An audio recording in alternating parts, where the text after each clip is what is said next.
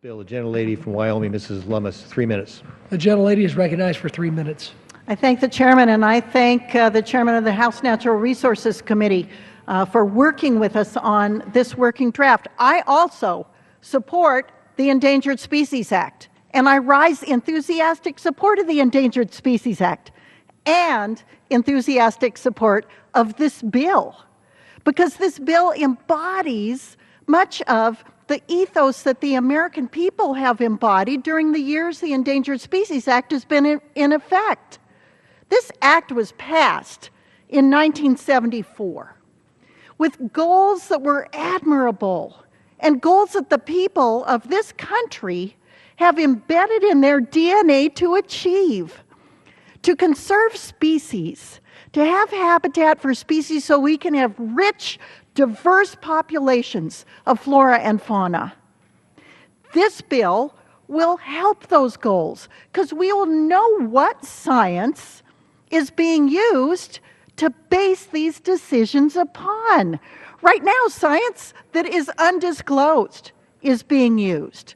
Right now, we have tribal governments, county governments, and state governments through these incredibly impressive wildlife agencies who have had this ethos embedded in them since they were little kids, trying to administer these laws, trying to save these species.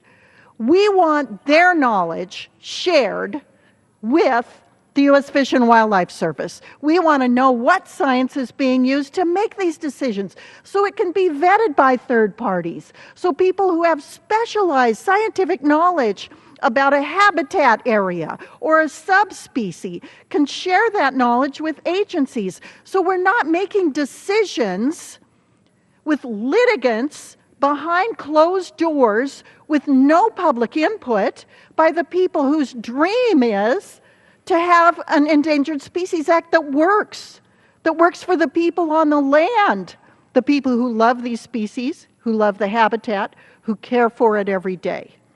The people who want the Endangered Species Act administered in a way that is transparent and fair and will recover species. I'm of the opinion that an act that has less than a 2% recovery rate or delisting rate is not a success. I think we can have better models to succeed to delist species, or better yet, not list species in the first place. These small steps that are embedded in this bill, transparency of science, involving tribal, state, and local governments and their base of knowledge about what they see on the ground, is critical to having an Endangered Species Act that works, that takes advantage of the American people who care about conserving habitat and saving species. Mr. Chairman, this is a common sense, rational approach to recovery that has the kind of transparency that we were promised by this administration. Let's help them achieve it. Mr. Chairman, I yield back.